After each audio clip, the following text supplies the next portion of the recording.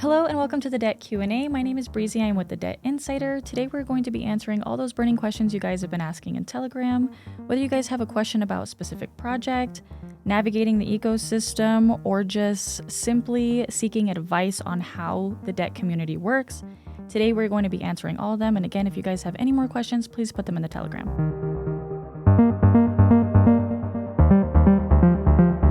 Okay, so today we have Jason Anderson, Debt Council member, here to share his knowledge, his insight, and answer all the questions you guys have been asking. Thank you so much for being here. Let's get right into it. You're so welcome. Okay, so in the Debt Telegram, there was a lot of good questions that were asked, and I'd like to just dive into those and see if we can answer some of the users' questions. Let's do it. What is the inherent value or utility of the project tokens, or are they merely speculative assets? So I believe actually anything in blockchain actually is speculative. I mean, I think that's just inherent to blockchain in general. Having said that, there's a big use case for debt. Not only is it the ecosystem currency for all of our projects, it's paired with all of our projects, it has the most liquidity of all of our projects. But as we migrate now over to our layer one, it actually will be the gas fees for all of our projects and for outside projects to come onto the chain. So it's very valuable. It's also the least amount of licenses we've ever had sold in any project, and it's the lowest circulating token supply. Why would anyone hold these project tokens long term? So that actually is a great question. We really designed these tokens for a store of value. If you really understand kind of the supply and demand in general market, we do actually flood the market for the first couple of years with token. We do that actually to help the node holders acquire and accumulate as many as possible.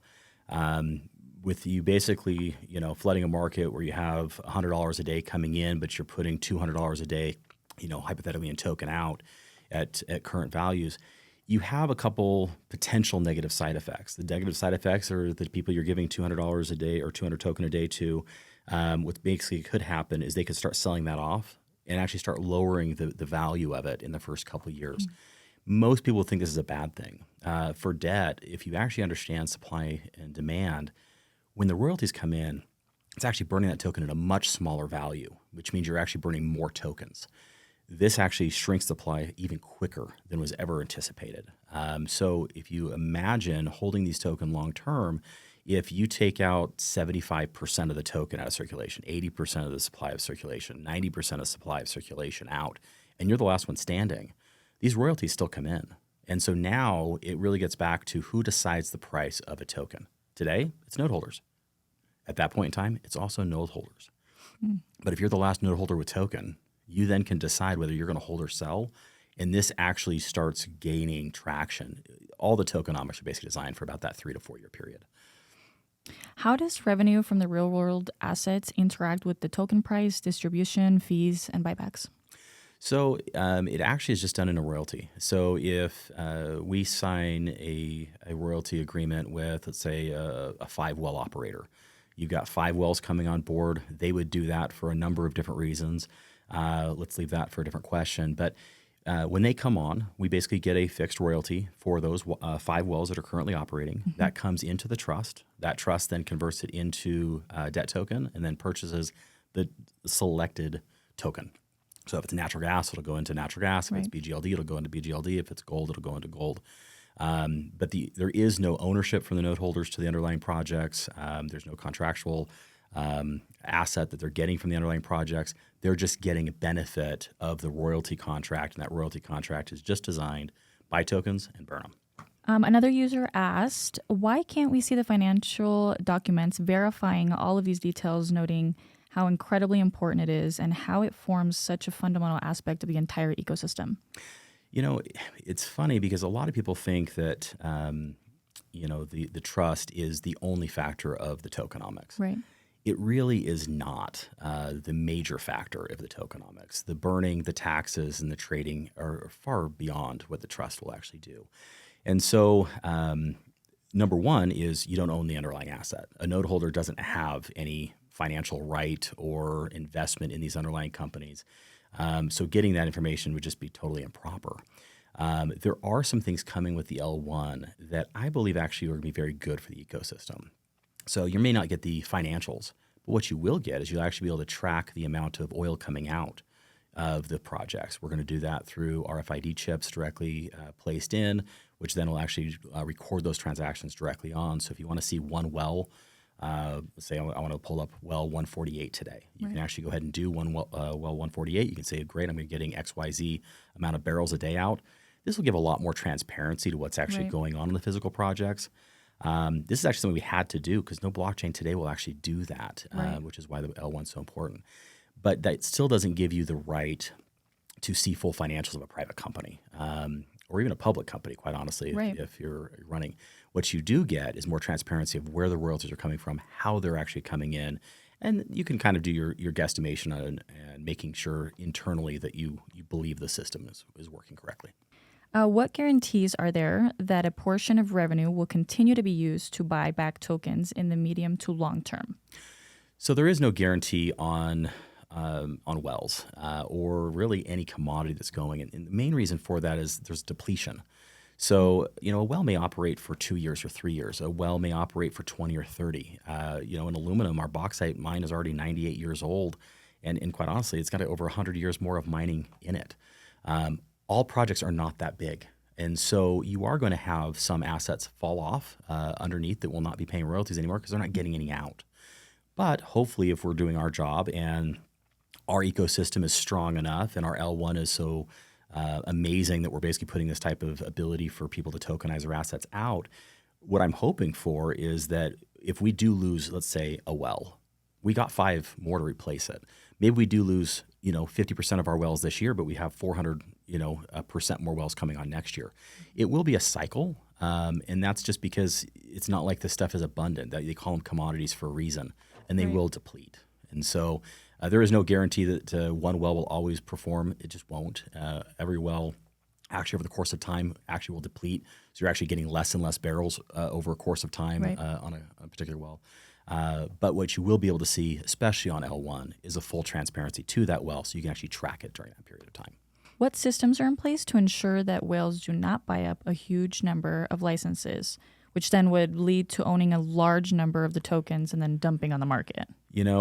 This is something that we have really struggled with internally with debt. We had virtually no way to stop it up front. And quite honestly, we really didn't have a reason to stop it at the very beginning. We didn't have the ecosystem that was wide enough. We were going out to registered investor advisors' offices. We were going out to family offices. We were going out to wealthy individuals that could buy a large amount of licenses. And that was our marketing plan. We got introduced to a few vendors. Those vendors now have definitely widened the base. I think it's important that everybody understands we are trying our best to discourage large buying at the lower prices. And if they are going to buy large, they're going to pay for that benefit. Right. That has been some of the changes we've done with some of the new price models. We've come out with the licenses. But at the end of the day, this is a free market. And so we will do what we can to discourage it. But if it happens, it's going to happen. And we do not want to actually be a centralized company that says you can't do this, you can't do that. Right. We want to be something that we can basically take out to the world and say, look, if you want this, this is so valuable. I hope you buy 100 of them. I hope you buy 200 of them. I hope you buy one of them. I hope you buy two of them. So, why is there currently no method of validating what is being proposed or promised? I think this question actually comes from the underlying assets. And so what they're really trying to figure out is there's no way to basically go out there and see the projects. The reality is we actually have. We have done something that no other blockchain company in the world's ever done. We've physically gone and pulled back the curtain and physically taken node holders out to West Africa. We physically have taken node holders to Kansas, to Nevada, and other states around the United States to show them the assets. This is very costly. It's a lot of time. My time is very valuable, as you can obviously imagine. We're doing a lot. Of course. And, we would love to take every one of our 400,000 plus individuals in our ecosystem out. It's just not feasible.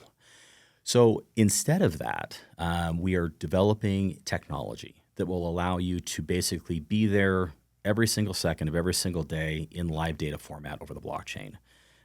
This is our solution for it, because going out and doing field trips out to Nebraska, as much fun as it is, doing that with 400,000 people is just not practical or possible. Okay, so new blockchain can process 500,000 transactions per second. Why is this not in every crypto publication and social media post? So number one is we're just in testnet. And as I actually stated when we put that out there, that's actually being done in a very sandbox test environment. Right.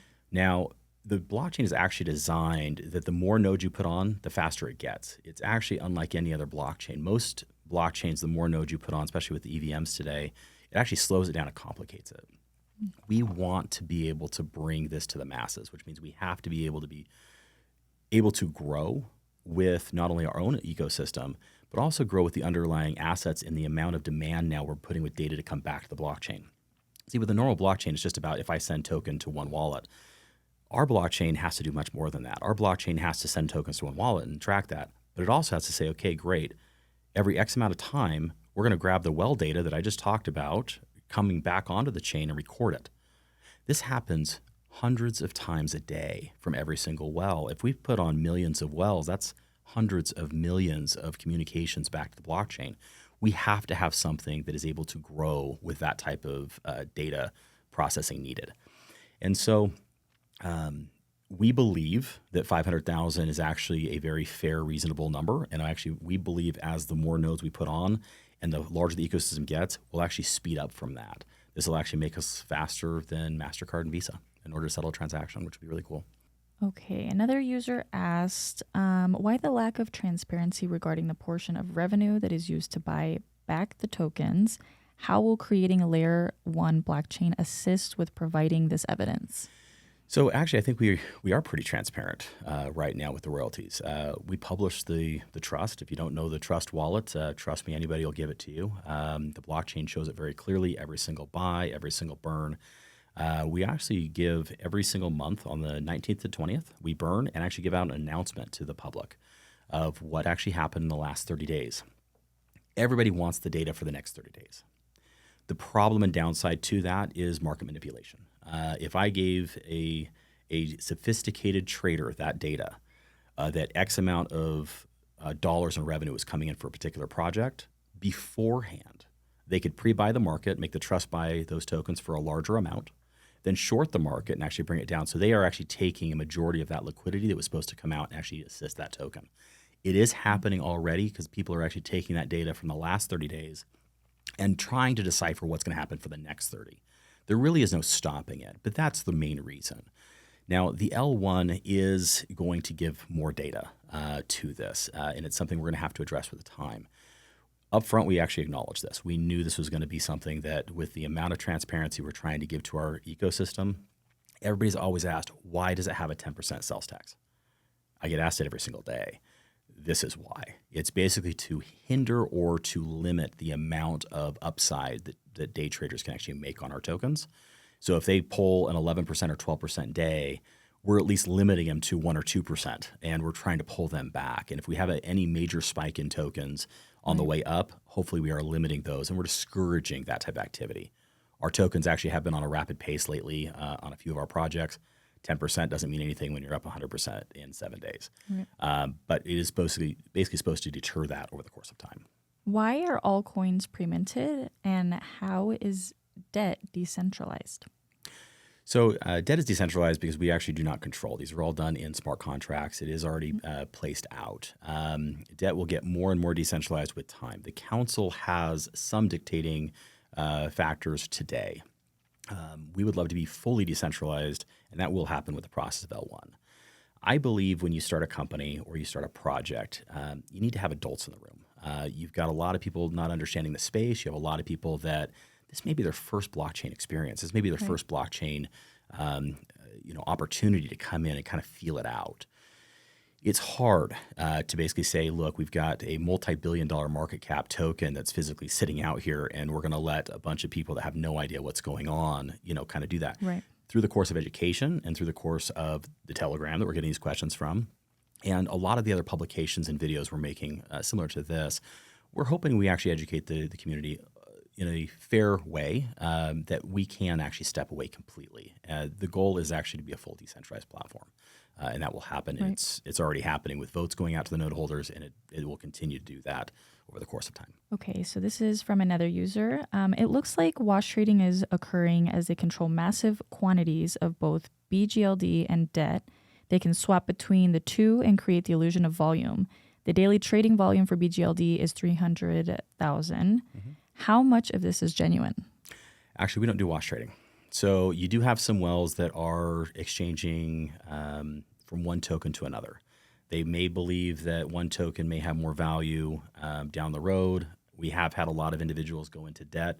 I will tell you, I actually don't think it's the smartest thing to do, but you need to make that decision for yourself. And so if you have token and you would like to swap it to another project token and pay that 10%, if you would like to swap it to debt and hold debt, or if you want to swap it and come out, everybody has their free agency to do that. We don't control anything. And we definitely don't control wash trading. I will tell you, people are watching that trust very, very carefully. And so if they see a buy coming in from the trust for, let's say, $200 or $300 or $500 or $5,000, you are seeing almost matched, if they're trying to get out, you are seeing matched sell tickets going into that. That is nothing we're doing. It's just organic of what basically happens in an ecosystem. If burning tokens was intended to assist with increasing the price of the token, then why did the token price not increase, but instead went down? I don't know which token this potentially would be, but let's just take natural gas, for instance, as an underlier. Natural gas started with about 17 trillion token. It was a massive amount of token that was put out. Main reason for it was because it's also our largest underground or underlying assets that are basically already contracted up for it. That particular token has had all of the flush of token put out for over a year now. So those tokens are actually in the ecosystem. Even with cutting back, this is why every one of the deflationary tokenomics are designed for that 3 to 4 year period. It's not just one halving that does it. It's not just the burning every single month. It's that over the course of time. Today, I believe natural gas is somewhere close to the 4 trillion number around that point. And in January, it's going to get cut again. And so imagine going from 17 trillion to under a trillion, which will happen probably in the next 12 months. During that course of time and during that time period, you still have the royalties coming in. And now I just said this is the largest project we physically have. A lot of that's coming out of Ghana that won't actually hit our books until about fourth quarter of this year projected.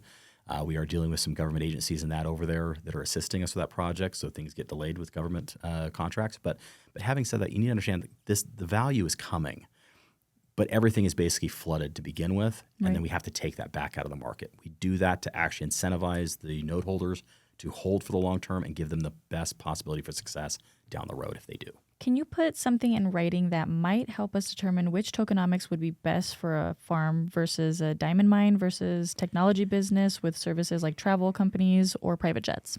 Yeah, so tokenomics are all designed for different things. A deflationary tokenomics is definitely designed for larger projects that will last for decades. The L1 toolbox that basically is coming out, when you put a project up, there will actually be some suggestions. It is still decentralized. So understand, just because we're giving you suggestions, the project creator will be able to decide which tokenomics they would like to use. Right. This is also why we've actually used so many different tokenomics over the last year, so that you can actually go back and have a track record of what's actually happened. So if you're trying to do a farm, you probably should look at Grow. It's an agricultural token. You should probably go back and look at that. If you're doing a diamond mine, well, if you have similar revenues to a gold mine, you should probably look at DLG. Right. If you are looking at a more, let's say, eccentric type company, like a private jet company, well, maybe you'll use tokenomics, or maybe you'll just do fractionalized ownership via NFTs. You can look at the tokenomics situated through. A jet is not going to last 100 years. And so there are certain things that you need to kind of look at to decide what's best for you. But I believe we've given enough use cases out that a sophisticated individual doing these projects should be smart enough to kind of decide that on their own. So pretty much just educate yourself on each project. Education, yes. Gotcha. What is the benefit for node holders from 25% quarters, BEV and DLG, than biannual halvings, SNATG? I believe the shrinking supply, if you're a holder, the more accelerated deflation is actually better. it really is going to force the issue.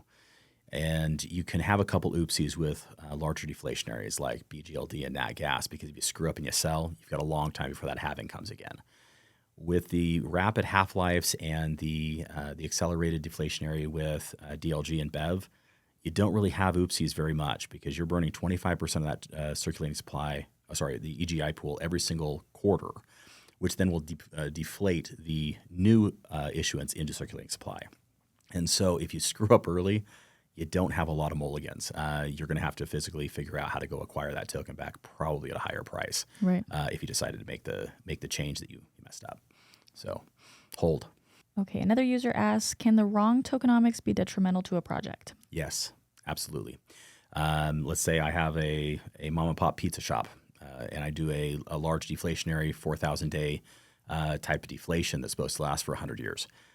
You're not lasting 100 years to run the pizza shop. I would definitely say that even trying to sell that project to a third party would be very difficult. So it's fundamental, I think, to the underlying, right, to put the right business, the right tokenomics, and the right strategy. Goes back to just kind of educating yourself on all of the projects that we have. Absolutely. Yeah. What is the appropriate tokenomics for a business that might only have a 10-year shelf life? So anything that's going to be 10 years or under, it's really a half-life. It's really something that you can use a half-life for something 20 or 30 years, but half-lives get the tokens out. They shrink the EGI pool, so you have less and less token coming out to the market every single year in a dramatic way. And so in my opinion, I think anything that's basically 10 years or under, it really is kind of, you should be at a half-life, unless you can basically show me a massive amount of revenue coming in those first few years to 3 or 4, X the amount of token coming out. I don't see one yet, but it would be a half-life token. What happens to node holders if a project meets viability but goes bankrupt in 5 years? If you basically have a project that hits viability, you're mining it, and a outside situation happens. Let's say it goes bankrupt. Maybe you have a real estate project. The real estate burnt down, and the insurance company's not paying, or whatever may happen, or a legal litigational lawsuit, or whatever may happen in real world. When you deal with real world assets, you have real world problems, and everybody's like, I would love to tokenize everything. There are some downsides to it, but I'm going to say there's a lot more upsides. So in this particular situation, we have particular toolboxes that are being put in with our L1 that actually have buybacks physically for your NFT in that situation. So if you have a fraud situation, or if you have a failed project or something like that, we actually do have third parties that basically will come in and actually take those NFTs back. Not every single project will come with that, so make sure you read the details and you understand and educate yourself. With increased new wells, how much more approximately the percentage of royalties are going to be added in the trust bucket for NatG and BGLD compared to the previous quarter? This is a question that I'm not trying to be cute with, but more wells mean more revenue, less wells mean less revenue. Right. So if you're adding wells, it's more. Gotcha.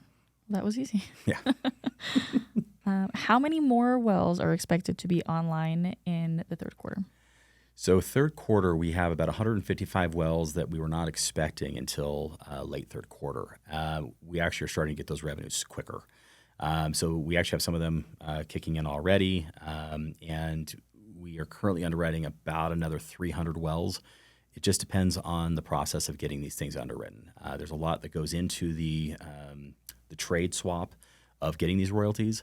If we give them a good value, and we can show them another 4 or 5 potential targets on their current property to go increase their revenues, then they are more than happy to do the royalties. If we can't find a value in these several hundred, then we're not going to get the royalties. So that has to basically go through a full cycle of underwriting and a full cycle of negotiating and horse trading. And until that basically happens, we don't really know. But we are currently, it's several hundred. What percentage of royalties are affected or beneficial with the decrease and increase of the value of NatG and BGLD commodities? Trying to actually figure out what the question was in general. I'm going to guess what they're really asking is there a set percentage for BGLD or nat gas or whatever in a royalty? There really is not. And so if you have a smaller farm, for instance, that may have 1 or 2 wells, and we only find a target that may give them another 2, so we're doubling their potential output. Something like that, we may get a nickel. We may get 5% royalty in that situation. If we have a large aquifer that is not currently tapped on a property, and they missed it by a wide range margin, and they may have 5 or 6 wells that are currently running, and we can show them to put another 10, 15, and it's an aquifer that's nowhere close, that's obviously more value to understand that data and actually know it. We may get up to 20% on something like that. And so that really has to do with negotiating, but it also has to do with what value we can bring to them so we get the value back. Right. And so it has to be a win-win-win. Win for us, win for the property owner, and win for the note holders. So if we can basically give the win-win-win, we definitely will. Okay, another user asks, what steps are being taken to improve price of tokens, or what's the future of these licenses or tokens? People may not like this answer. And if you follow me on Telegram, I'm going to tell you, you already know my answer to this. I don't care about price. This is something that is oftentimes laughed at when I say it, but it's actually true. The reality is, any one of these large deflationary projects, we've already told you that we're looking for that 3 to 4 year period. We're a year in or 18 months in on these projects. I don't care. If it goes down, it's actually better for the ecosystem. And so supporting the token is actually adversely in interaction with what we're actually trying to do. The trust has to buy. So, they cannot manipulate the market. If they see a dip, they'll buy more. They're a third party that basically goes out there and does one task: buy as many tokens as they can for as cheap as possible and burn it. That's it. That's all they can do. Right. They cannot sell back in the market. They cannot manipulate price. They can buy, burn. But they will always do it for the cheapest amount possible. So who dictates price? The only people with tokens are node holders. So if you have a node, you are dictating the price if you're selling. If you're not selling, you haven't dictated the price yet. And so it's one of those things where you just really have to understand, I don't care about price. Debt doesn't care about price. The team really doesn't care. We see the much bigger picture, and we're already in this project 15 plus years. Right. A few more years is no big deal for us. And so it's all about viability long term. And I believe that token fluctuation is healthy. And so a lot of you won't like that, but that's just the truth. And then last question before we go. It was said that debt card is linked with MasterCard. So I would assume they're talking about the debit card. Mm-hmm. If it's linked with the MasterCard, does that mean that it is linked to a bank? So MasterCard rails are what's used in every single transaction with any debit card. Well, Visa, MasterCard, American Express, Discover, or any other major credit cards. You have to be linked to the financial system. They're called rails. We are on the MasterCard rails. It is with a bank. We technically are syndicating that between multiple banks to help and assist with any possible downward issue. But whenever you get back to fiat, it is just something you have to deal with. And so I don't believe MasterCard's going out of business anytime soon. The underlying banks, they're diversified, so you don't really have an issue with a financial potential strain with those. But I do understand the question. I do understand the scarcity.